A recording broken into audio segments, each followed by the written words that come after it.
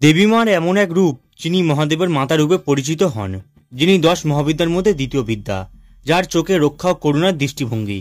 তিনি হলেন মা তারা।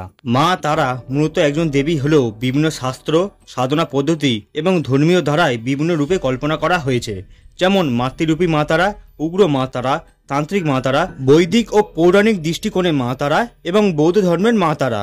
মাতৃরূপী মা তারা তারাপীঠে পূজিত মা তারার রূপ। এখানে মাকে মাতৃরূপে দেখা হয়, যেখানে মা তার সন্তান শিবকে স্তনদান করে বিষের যন্ত্রণা থেকে রক্ষা করেন। এখানে মা তুলনামূলকভাবে শান্ত, মাতৃময়ী এবং করুণাময়ী। তান্ত্রিক মা তারা 10 মহাবিদ্যার মধ্যে দ্বিতীয়। গাঢ় নীল বা কালো বর্ণের, নগ্ন চেহারা, গলায় খোপর মালা, হাতে অস্ত্র। এখানে মা শিবের উপর দাঁড়িয়ে আছেন, এক পায়ে উঠে শিবকে চেপে রেখেছেন, যা অহংকারের মৃত্যু বোঝায়। মার এই রূপ তন্ত্র সাধনায় খুবই গুরুত্বপূর্ণ ও প্রভাবশালী। উগ্র মা তারা এই রূপে মা ভীষণ শক্তিশালী, শ্মশানে বিরাজমান, ভয়ঙ্কর রূপে থাকেন এবং দেহ, অহংকার ও মায়ার বিনাশ সাধন করেন। বৈদিক দৃষ্টিকোণে মা তারা অনেক সময় উষা বা ভোরের তারাকে দেবীর সঙ্গে তুলনা করা হয়। ঋগ্বেদে তারা নামক এক দেবীর উল্লেখ আছে, যিনি পথ প্রদর্শক। পরে মার এই রূপটি তান্ত্রিক মা তারার সঙ্গে মিশে যায়। পৌরাণিক কাহিনী অনুসারে দেবতা ও অসুরা যখন সাগর মন্থন করেছিলেন, তখন হালাল নামক এক ভয়ঙ্কর বিষ উঠে আসে।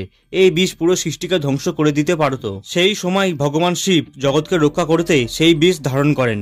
বিষ তার গলায় আটকে যায় এবং গলা নীল হয়ে যায়। শিবকে এই বিষের যন্ত্রণা থেকে রক্ষা করতে মাতা পার্বতী মা তারা রূপ ধারণ করেন। তিনি শিবকে শিশুর মতো কোলে তুলে নেন এবং নিজে স্তনপান করিয়ে বিষের তীব্রতা প্রশমিত করে। এর ফলে শিবের প্রাণ বাঁচে।